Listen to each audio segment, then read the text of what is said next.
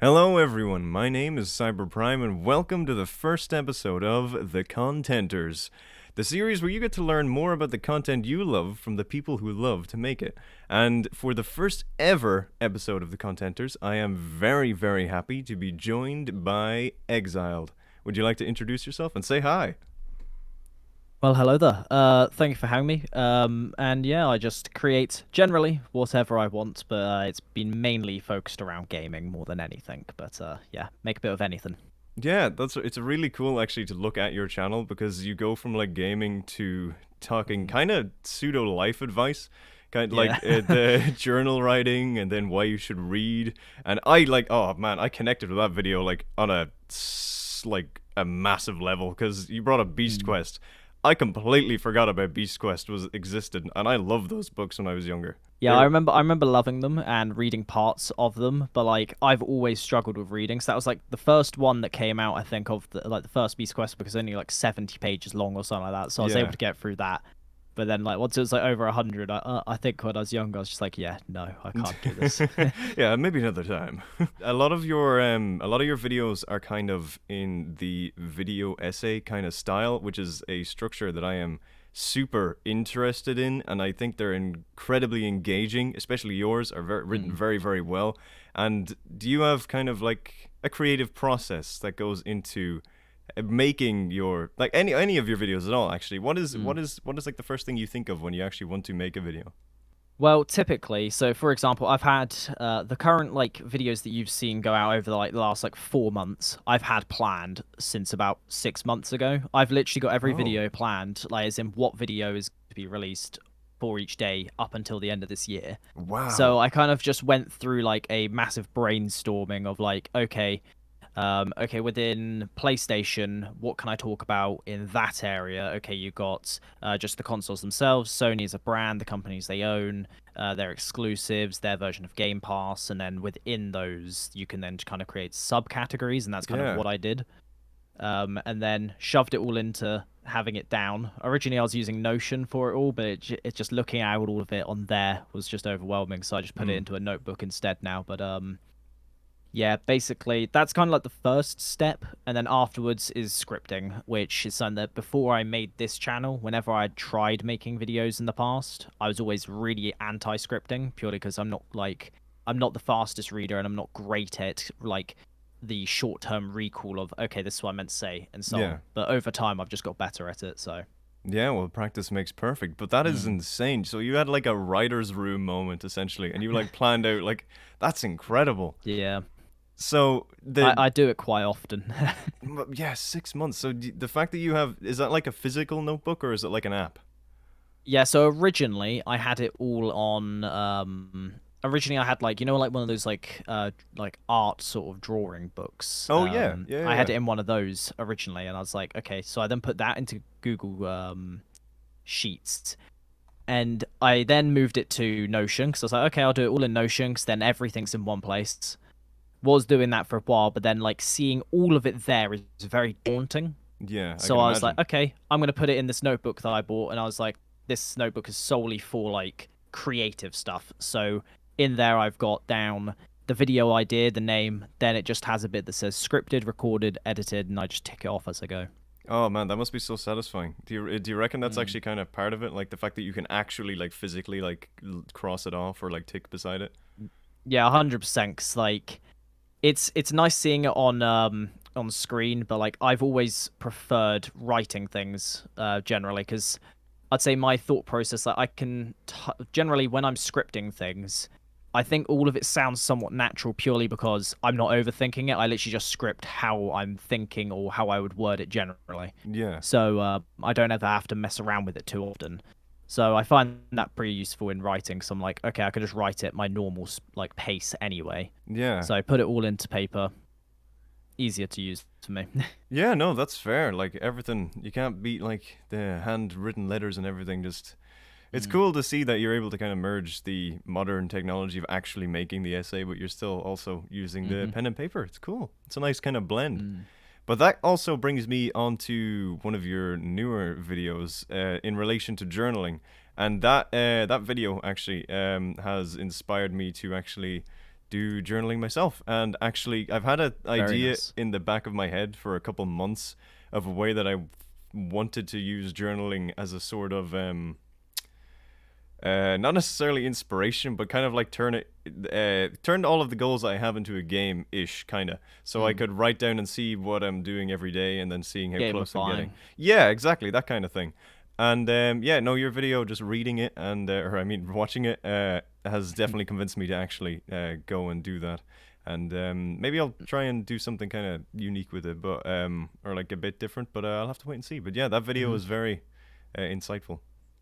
Yeah, yeah, that's fair enough. I think that's what a lot of people have who want to get into journaling. I find I've spoken to my friends about it, and like I think part of it is that there's like I mentioned it in the video. There's a level of stigma behind like the idea of like, oh yeah, everything has to be from like a dear diary. This is what I Yeah, did today, and so on. Like that isn't what you have to do. Like you can look up different journalings like strategies basically. But for example, a thing that I do for myself quite often, I responded to someone's comment talking about it as well, which is I will pretty much write down, okay, this is who I perceive myself to be like right now. yeah. What aspects of my life do I feel like are not going well? I then basically try and create a form of roadmap in my journal. Okay, this is how to get there, how to do it. So I do think it's very helpful because I think it allows you to look at your life objectively than having the thoughts go through your brain, which will just have you more emotional Yeah. than you would on paper. Yeah, no, that's a very positive way of thinking about it. That's actually really, really good. To get back to the actual YouTube, and also positively, because Hmm. congratulations for 4,000. I said that to you before, but man, Yeah, indeed. congratulations on Thank you. the massive growth. How did that actually affect you? The like viralness of the our video games dying video, and like the amount of new views and eyes on the channel. How is that actually affecting you? Well, I'd first of all say that like it was it was very hard generally because like I was used to getting like okay I was like when I made the video I was like okay yeah we'll probably get like maybe 4,000 views because that's kind of what I got used to is like some videos getting like over 1,000 then Yeah. to like maybe 5,000. So I thought maybe it will, but I hadn't actually noticed how many videos talk about the same subject. And I think you can kind of tell if you look at my community tab of like like my original like reaction to it was like very I think I was like very overwhelmed with it all. Like I did Yeah. not know how to react, and I kept looking at the comment section over and over again, which is why I've had to like stop myself. And if I do go onto the comment section, I just spam through and just skip any thumbnail that's got that, because as much as I want to reply to people, I don't want to like have my entire life drained away into replying to comments. Oh yeah, So because there's an awful lot, like yeah. a serious amount. And that amount of opinions and different people would Hmm. definitely like grind on you. Oh yeah, because it's like you can get like I'd say the majority of like I'd say you've got the issue with that video is that you've got half of the people who would say, "Oh yeah, well I hard disagree," or "I strongly agree," and I really resonate with what you're saying. There's some people who kind of like, "Yeah, I agree with parts of it," but I've noticed that a lot of it is like people just haven't watched the video. They just Oh go off the title and they kind of respond to the title without watching the video. So yeah, they tell me I'm wrong about something, but I mention that exact same point in the video, oh yeah, which I find really interesting. But I think I find it interesting for myself just because for me, I'm not someone who like goes on a video and doesn't like if I'm going to comment, which I do rarely. So when I do, it's normally because I've watched the video and I feel like genuinely intrigued enough to actually comment. So it's been getting used to, and it's like the idea of getting used to not everyone's the same as you. yeah. No, that is totally fair. I rarely comment as well. I usually only comment on other content creators that I know personally. And more so like a comment directed towards them specifically. Um, but I also like I do try to comment to people that are actually leaving comments on my videos and trying to reply because it does kind of create like a sense of engagement and a sense of community. But Yeah. when that amount outgrows your ability to respond, it's it seems pretty daunting. Yeah, 100%. It's like it's really weird 'cause, for example, what I've done is like a job for like the last 4 years since I was 16. I is just like sales, and Hmm. it's really weird. Like I kind of envision, especially at the beginning, comments as a sales pitch in a way, Oh, where when someone interesting. comments, I kind of respond to it, and I'm responding to it because I want to, but also it's like there's a higher chance if you kind of it's like when if you comment on something and the creator responds back to you, like a lot of people are like, oh cool, that's actually really cool, like they Yeah. actually look at their comments and so on. Like that's kind of like the style. It's like you said with the journaling and gamifying thing. I have like a really bad like productivity thing, so like if I'll find any reason to try and be as like productive as I can in a certain field. So if it's comments, I'm being productive. Like most of the time if I'm replying to comments, I'll in the back of my mind I'm kind of there like, oh, are you subscribed? That amount of productivity, do you have like a way to kind of ease off at any point? Or like in terms of content creation, do you ever kind of Hmm. find the super productivity getting to you? Yes. Very much so. Currently, ever since the video blew up, basically, I've kind of had to now put into place like how long I'll spend doing YouTube related stuff, because it's to the point where like ever since I pretty much decided, okay, I'm gonna upload 2 videos a week, Hmm. every single week, which I've now done for like almost a year. I think it's about to be a Congratulations. year or so. And I know it's like the only thing I've done on like a regular basis. But by doing so, so many other parts of my life has fallen to the sidelines. For example, like my fitness, I was going to the gym constantly, and then this has kind of taken over. And I never feel like it's like I want to have time and relax, but I also don't want to because I enjoy doing it. So it's Yeah. like this really hard way to find balance between it. So I'm trying now, and it's gone okay for the last few days. Been Oh, able to that's get stuff good. done, but we'll see how it goes. Oh yeah, well it's first kind of acknowledging the fact that there is a balance is kind of necessary in life Mm, is a good first step. indeed.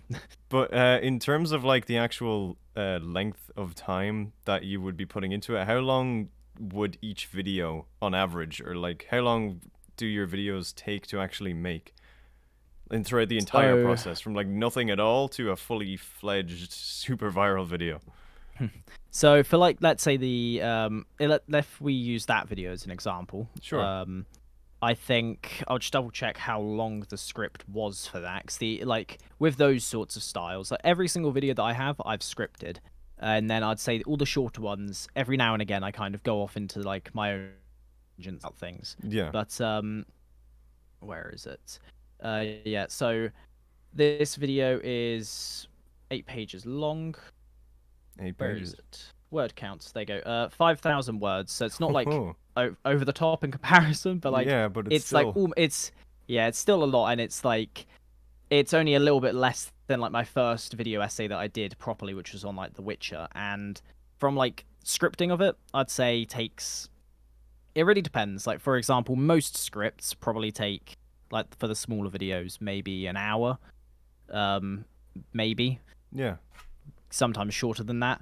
With that one, I'd say probably took me about 3 sittings ish, and that's probably about like an hour and a half each. So quite a while for the Yeah. scripting process. Recording doesn't take long anymore. Like it used to take a lot longer, but once you get used to it, it's all good. Yeah. You And then just the get into it. editing, I'd say, took about 6-ish hours to make sure it was all kind of how I wanted it.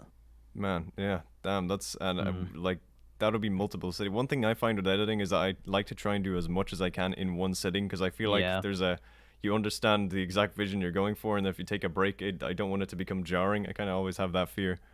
Yeah, I agree. I find it with when I do the video essays, for example, with like the Red Dead one, when I would be scripting, I'm like, okay, I can feel that I'm like getting too tired now. Whatever I'm writing is just gonna come out as just worse than it is before. But I'm there like, but I also I need to finish it because I don't want to come off of what I'm trying to think about.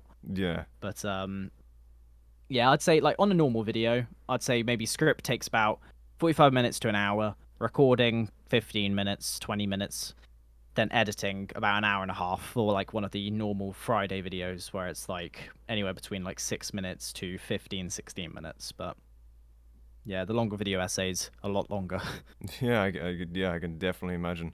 What would be the hardest part of that entire process? The like creating. What is the or what's the most difficult and what's your favorite part of the process?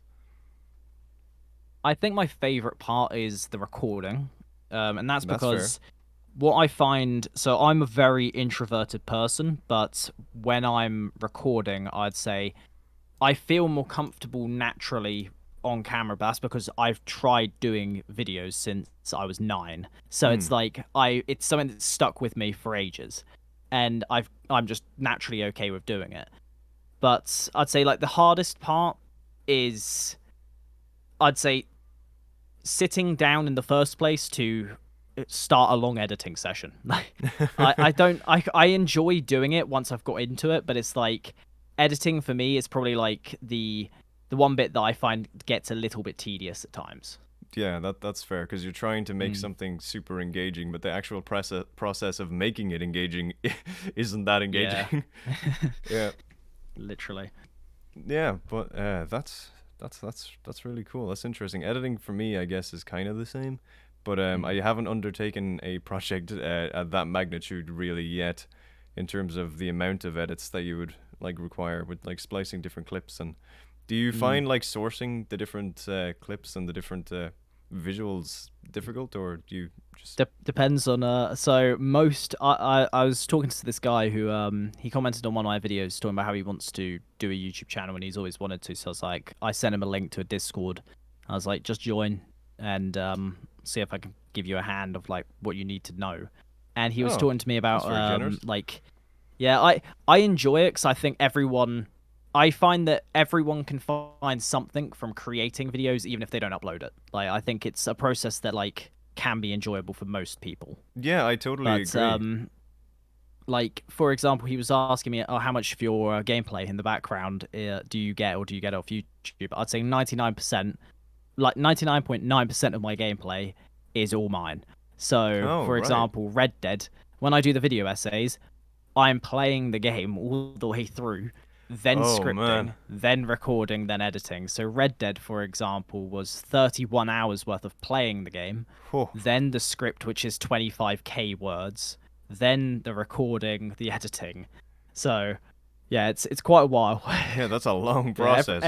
everything's pretty much mine. I think there's like one instance, and it's in the um, is gaming dying video, and I got a couple clips of COD because I couldn't be asked to go back and play COD Ghosts through to like Black Ops 3.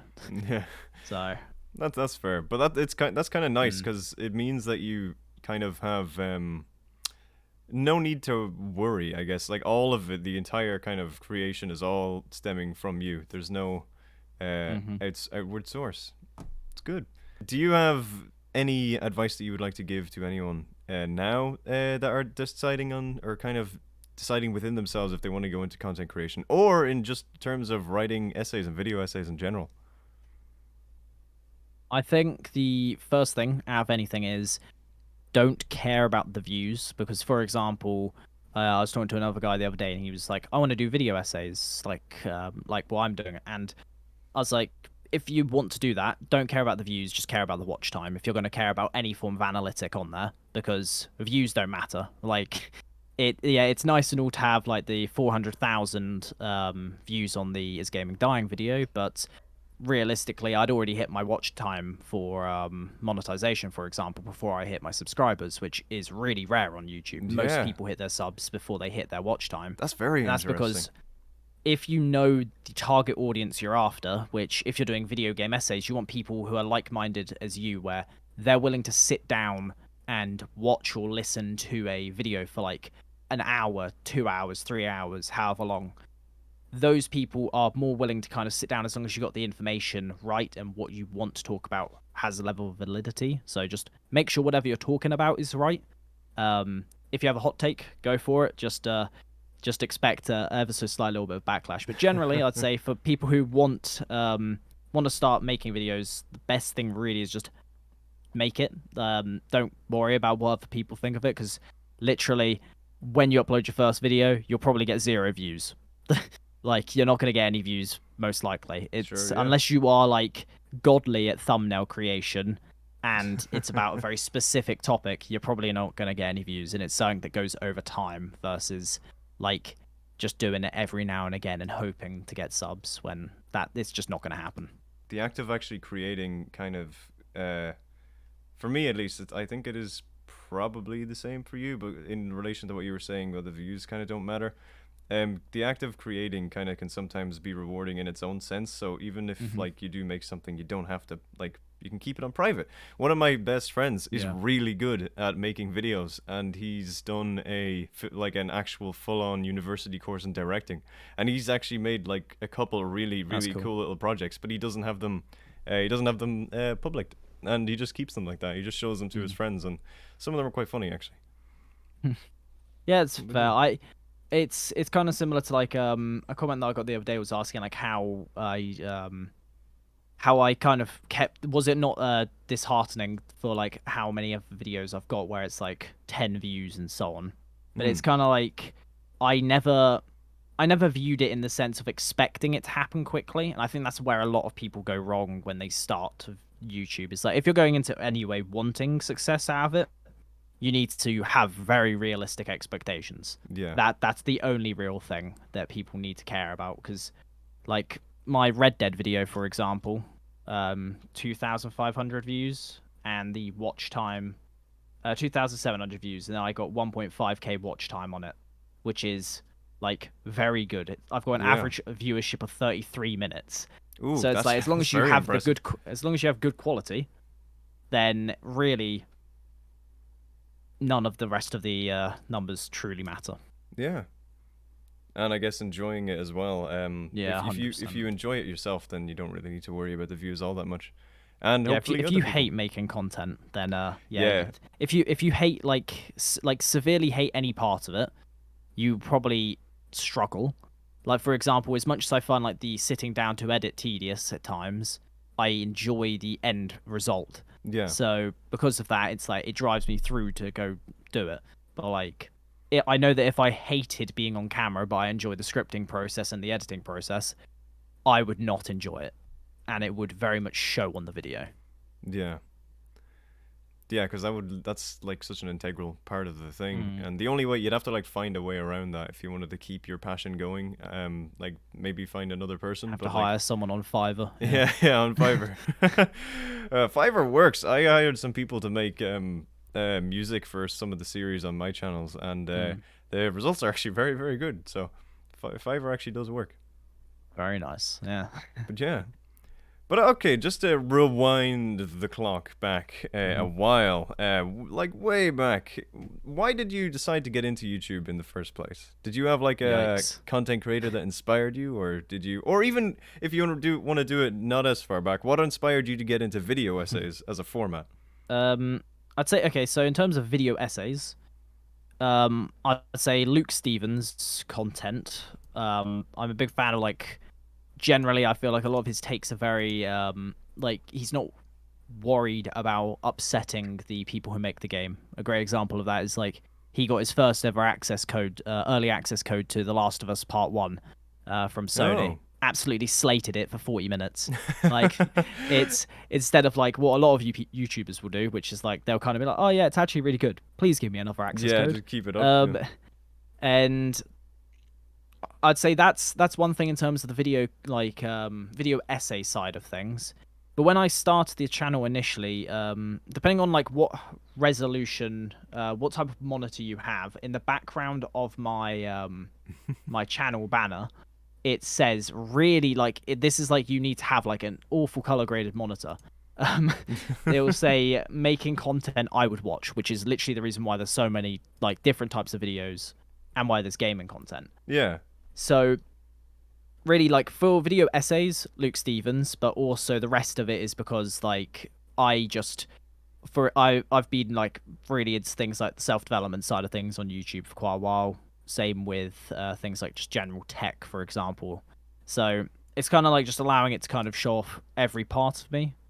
But yeah, with gaming in particular, the only reason I don't know if I know that I mentioned it briefly in the Is Gaming Dying video, but the only reason why the channel exists is to break my productivity loop in my own head and loophole it so that I can enjoy playing games. That's the only reason why this channel exists. Yeah, that's a smart loophole. Hmm. That is, I kind of relate to that. A lot of the single player games that I play on the channel, I don't think I would have ever played if I didn't make content out of them.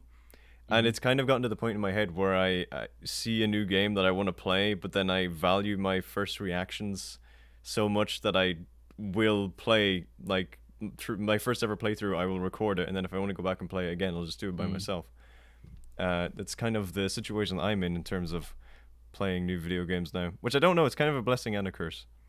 Yeah, it's very weird because I know that I'm gonna have a video talking about it, which is gonna be like gaming as a perfectionist, and like talking about how literally the reason why like my videos exist, like Red Dead. I wanted to play Red Dead when it first came out, never did. And then after I was like in and out of hospital during like 2020, I then afterwards I was like, okay, I'll sit down and play it because I was like I had time off work to do so. What happened? The PlayStation sounded like it was a jet engine and was going to fly. So I was like, okay, I'll wait till I have a PS5. Eventually got a PS5, had the channel. I was like, okay, I'll actually play it, and it became like one of my favorite games I've ever played.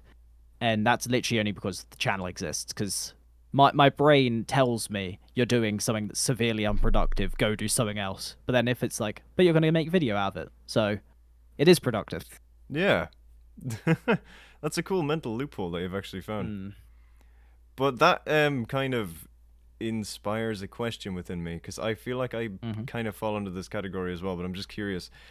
Are you the type of person that do you think of an idea and then no matter how long it takes you will always make it, or do you have you like thought of multiple ideas down through the time where you've just never decided that you're never going to make it, or do you still have like that book that Hmm. you've written down every plan in, is Yep. there ever anything that you've just decided not to, or are you the kind of person that will always go back and make every idea that you think of? I would say the mass majority I'll make. For example, I think the only video that I've ever recorded and then I said to myself no was I was going to make a video about Destiny, Oh, and interesting. yeah, because pretty much like I was going to make one recently before I jumped back into it to see how my perspective would change on the game. Yeah.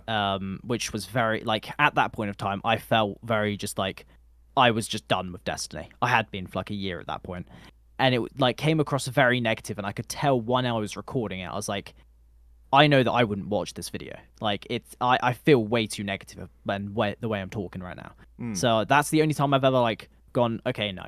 But I've got some ideas, for example, written down which I haven't acted on yet. But I will probably go back to it and eventually do it once I have to sit down and start planning.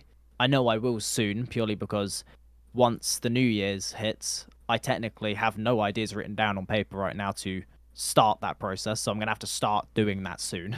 Ah. But yeah, currently every single idea of a video, even if it's something like, for example, I wanted to make a video about Minecraft, which I've now recorded and I need to edit now. That video in my notebook just says Minecraft video. I had no idea about what I wanted to talk about in particular, but once I started scripting, I was like, okay, yeah, this is what I'm going to talk about, and then I just kind of designed it all around that. So, Ah, cool. Well, I guess everyone can look forward to the Minecraft video coming out on mm. the channel. So when you're actually on YouTube, or actually, that's I was setting that question far too narrow. When you have time off and you're going to look at content or something that you enjoy, do you have any like favorite books or movies, shows, or games that you would like recommend to anyone? That or what do you actually enjoy to consume? What kind of content? um, so what I'd say, because this, in terms of the gaming side of it, I don't, I've played a bit of Destiny, for example. However, I also have in my head like this idea of I'm doing it 'cause eventually I want to make a video that goes against my video I made at the beginning of the year talking about how Destiny's terrible. Ah. Um, so I know in the back of my head I'm doing excited will eventually make something about it. So generally Sure. for games, the last game that I played where I haven't made a video out of it was me and my girlfriend played It Takes Two. So Oh yeah, that's a that's like cool game. that's the only one that I've gone out of my way to do. But like yeah, reading wise, for like the last over a year now. I've been reading the first Game of Thrones book just because I'm so in and out of reading. I could go like a month of reading every day and then like not touching it for like 2 months and so on. So there's that. I'd say a lot of my time ends up getting sunk into watching videos because that's kind of what my outlet has always been generally. So Sure, sure. So do you, typically, I'd say currently, like my favorite content creator in terms of quality and like what he does is CoffeeZilla currently. CoffeeZilla. I think I actually have heard of CoffeeZilla Mm. before. The uh, the anti-scammer man goes after everyone who scams. Oh yes, yes, yes, Yeah. yes, yes, yes, yes, yes. I do know him. I Ah, just think yeah. that the quality and the level and what he is doing, it's like all very well blended together. So yeah, I'd say that, and then like yeah, I just pretty much whatever mood I'm in before I start watching YouTube. If I feel like watching a load of tech videos, then I'll just sit down and just have because I normally if I go on my phone during the day, I'll just shove stuff into my watch later. On one Yeah, of I do that. yeah, on one of my other accounts, I've got 5,000 videos unwatched in my watch later because I just have like over the last 2 years, I just haven't gone through all of it. I just do it every now and again. Oh yeah, so I don't think Yeah. I've ever actually gone through my watch later, but there's so much stuff in there that the only time I'll ever actually watch it is if it happens to pop up again. Mm. But yeah. But in terms of one of the things that gets me when I watch a lot of movies and shows, but I do also watch a fair bit of YouTube. And one Mhm. thing that has gotten to me to the point where I'm actively noticing when I'm looking at it too much is YouTube Shorts. And I don't have TikTok or Instagram Mm. or literally basically anything else. And I know you've made a social media related video, Mhm. but in terms of that kind of short form content, how does that affect you? Or have you ever considered even doing some short form content, kind of both sides of the spectrum? Yeah. Um. So I'll answer the first bit and then I'll answer the second one. But so in terms of short form content, yes. I literally so it was my girlfriend's idea to uninstall TikTok recently because we would like watching it every night. And it's like for me, I think generally I'm anti it in the sense of obviously like there is blatant evidence that proves like it is not doing anything good for us. Yeah. It's destroying our attention spans and everything like that. But also it's like TikTok to me is what YouTube was in 2012 where anything and everything can be put on there pretty much. Mm. And it's like when people complain about TikTok just being this awful platform, the issue is that like when you find that one good video out of like 30 videos you've just gone through, they're normally like ridiculously funny videos. So it's this really weird thing. Like I haven't really messed around with YouTube Shorts too much, but that's just mainly because I haven't really cared to. I think That's YouTube fair. Shorts still has a way to go until it like hits like the algorithm levels of what TikTok's like, for Oh example. yeah, I've heard that that is Yeah, like suspiciously and almost scarily accurate from everyone that yeah, I've talked it's to. oh yeah, TikTok's algorithm is ridiculous. A great video I watched today is by I've forgotten his name, um Upper Echelons Gamers or something like that. Upper Echelon Gamer. He did one recently about TikTok and like how bad the algorithm is. Like it's absurd how bad it is and how like awful of a rabbit hole you can end up down. But no, pretty much in terms of like trying out short form content, I've considered it.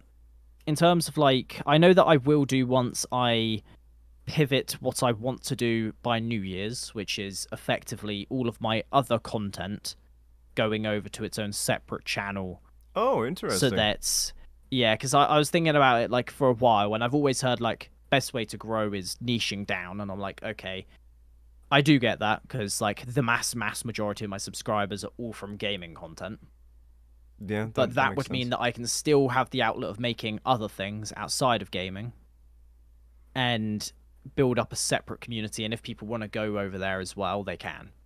Yeah. So it's I'm considering doing it on that one purely because obviously YouTube have just recently brought out a new thing as well that if you hit like I think it's like 10 million views or something Oh like yeah, that on through shorts. YouTube Yeah. Shorts, you can get monetized that way and stuff like that. So it's very they're definitely trying to up their game for it.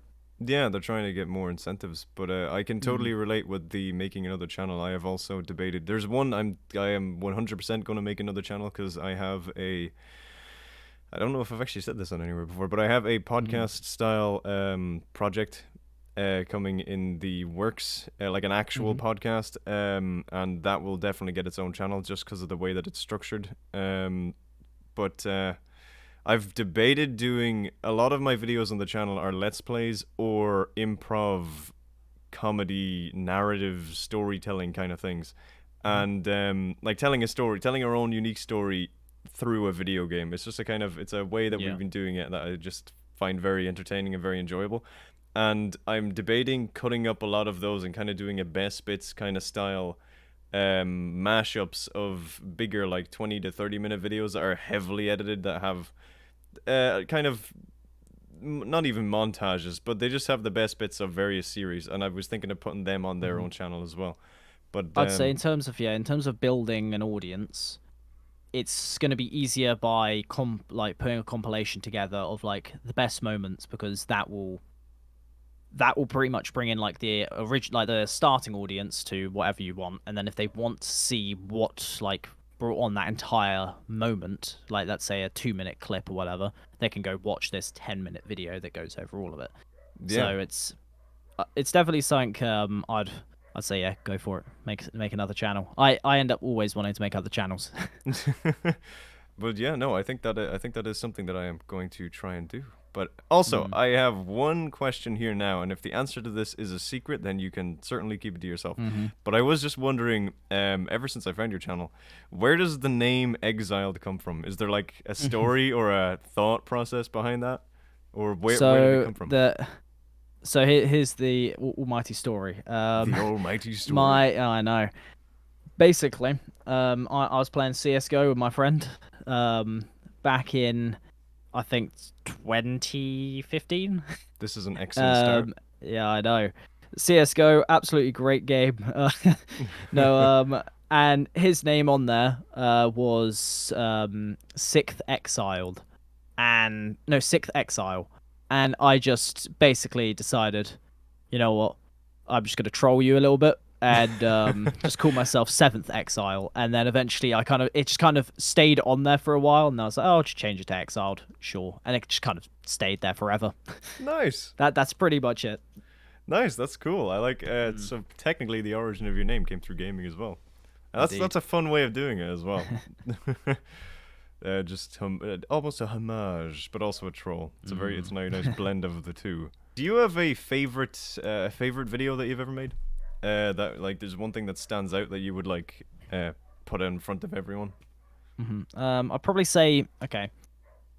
For example, I think my what I class as like my magnum opus of content currently is my Red Dead video. That's I think totally fair. that's because even though I made my Assassin's Creed Rogue video essay, I think that one is currently in terms like best scripted all round, purely because every time I finish one video essay, I feel like I end up learning how to do it better the next time round. So it's kind of just a constant improvement.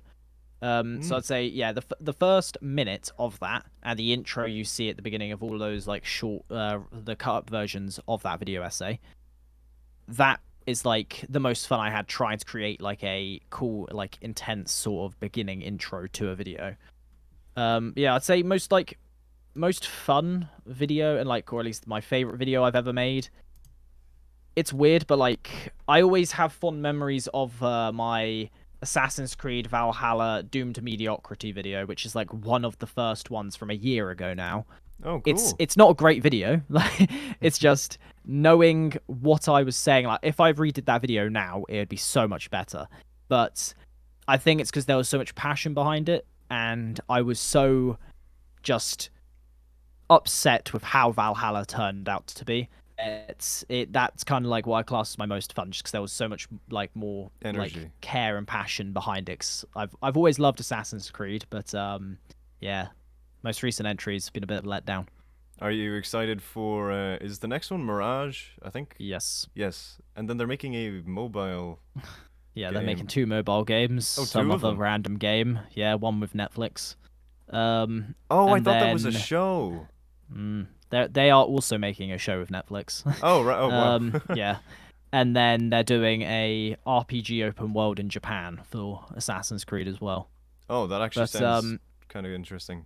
it'll be interesting. I think Mirage for me, I'm holding back all expectation until we get a gameplay trailer. Sure. That's I, that's I that's literally, smart. yeah, like Valhalla was, I think, the full lesson to everyone, including even content creators, because when Ubisoft gave access to gameplay for creators to do a little bit of like investigation of their own, it was set up in a way that came across like stealth was a focus of the game, and then the game Uh, came out and it just wasn't. yeah. Oh. Do you have like a favorite, or if you could like make your own perfect Assassin's Creed game, hmm where would you have it take place and when?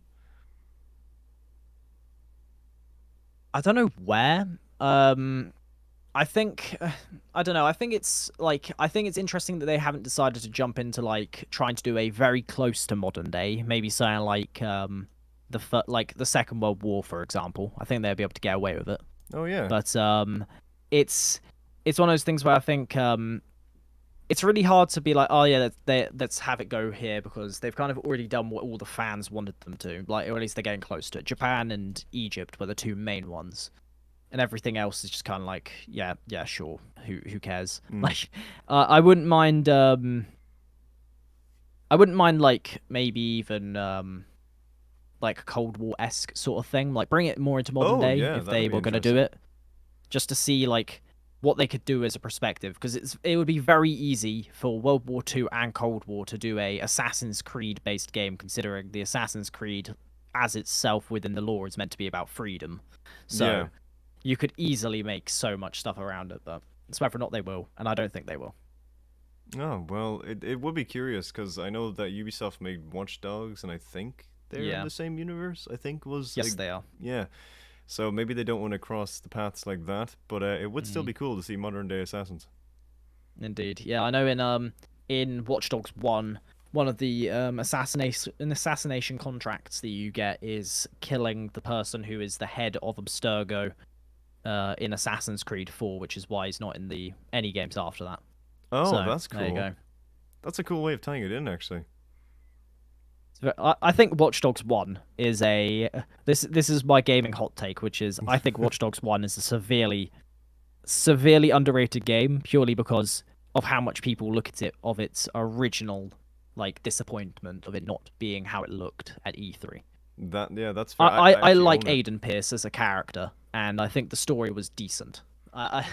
I think when people write off Watch Dogs 1, it's like just play the game again. Yeah, just give it a It's try. great. It's like Yeah. Cyberpunk. Cyberpunk 2070, Hmm. yeah, 2077 I think is having a major comeback. Yeah, I Um know that they recently did an update. I've had the game since launch. I've never played same. it purely because I Oh, haven't. really? Yeah, I haven't played it, and the reason why is because I got it at launch after my friends were telling me how good it was, and I remember very specifically about 2 months before the game came out, me and my friends were on this bike ride in like mid 2020, and I was just like, I feel like a game with this much hype is going to fail, even if it's good. Oh, yeah, it's like the Elder Scrolls And 6 problem. yeah, this is literally this is my massive like this is why I'm terrified for Elder Scrolls 6 because I want it to be so good, but I feel like there'll be too much hype around it. But like with Cyberpunk, I said that and I was like, okay, cool. I feel like I'd still be right, but then when the game came out, everyone was like going on about how great it is. I was like, okay, I'll buy it and I'll play it soon. And then all the reviews came out and all that, and I was like, okay, I'll let it sit on the shelf until the game's fixed. So I might end up playing it at some point in the next year, maybe. No, yeah, that's totally fair. I Yeah. remember I played it through a long time ago. I think it took me like 51 videos to get it through, I think if Mm. I'm remembering correctly. And yeah, there was definitely bugs. There wasn't as many as I thought there would be, but that's hmm because they were like releasing updates while I was playing it. So I guess if I did it like right on launch, it probably would have been an entirely different series. Yeah, I think that's because the only game with like that close of a magnitude of like the bugs issues ever is Assassin's Creed Unity. And I Oh yeah. think personally, to me, I think Assassin's Creed Unity only got as much like flack as it did purely because of the type of bugs versus the amount of them. Because I had played multiple playthroughs and had no bugs. I had seen playthroughs where people experienced no bugs, but then like the dramatic ones that stuck in everyone's head, where it's like the skin texture's Oh gone yeah, on that's that, like those sorts of ones. Like that's where I think it gets a bad rep because it was the level of bug versus like the small little things that would irritate you, but once it all builds up, you're like, okay, I'm done. I can't do this anymore. yeah. No, that's fair. The different stuff like that just kind of destroys the quality of life, I guess, of Mm. games. Would you have? I think we're probably about time to wrap up the first episode of Mm. the Contenters soon enough. But would you have anything else you would like to say to the audience or anyone here looking to learn a bit more about you? Well, I would say if you're wanting to learn a little bit more about me, come over to the channel, and Hey. I do tons of different content, like I've mentioned. But yeah, I'd say in general, like if for what the podcast is about of like creating content is just if you want to make videos, just go make videos. Don't worry about what other people say. The reason why so many of my old videos that ever existed on any other channel are gone is purely because of being so terrified of other people's opinions. So just do it. Most people won't see it. And yeah, if you wanna have more content of me, then yeah, make sure to come check out the channel. I've got plenty of it. Yeah, and the links will be down in the description below. So I just want to say one more time, thank you so much for taking the time to come here, Exiled. I really, really appreciate it. And thank you for being the first contenter. Well then, thank you. It's all good. I enjoy anything like this, so it's great fun. Yeah, but thank you all so much for watching. Be sure to actually go and subscribe and support Exiled and check out his amazing content. The video essays are insane. And I am literally, as soon as this is over, going to go and watch your newest upload. So, Well then, thank you. yeah, so everyone else follow suit. That's your homework for today. Mm. But thank you all so much for watching. Hopefully, we'll see you in the next episode of The Contenters, or I'll see you around on a stream or a video on the channel. But yeah, thank you so much to Exiled, and thank you all so much for listening and for watching, I guess, technically. So yeah, goodbye. Oh, actually, sorry, one last thing that I want to ask, because I technically did this before with other people, but what are your thoughts on Transformers, like real briefly, as a franchise? Transformers as a franchise. Okay, I love Transformers. I don't Hell like yeah. the. I don't enjoy. I think the fourth film is. The fifth film I didn't enjoy. I think my personal favorite is the second film, but I Interesting. also grew up watching all of like the like 90s style ones because my brother's a lot older than me, so he had all of those on like I don't know the square things. What do you call them now? But VHS. yeah, yeah, there you go. But yeah, that's yeah. I've watched a lot of Transformers, so yeah, I love it. I think it's a really underrated franchise. I'd love to see it come back to some form of glory that it Yeah, once ever had. I hope so too, but that has put a smile on my face. So thank you all Yeah. so much for watching. Goodbye and roll out.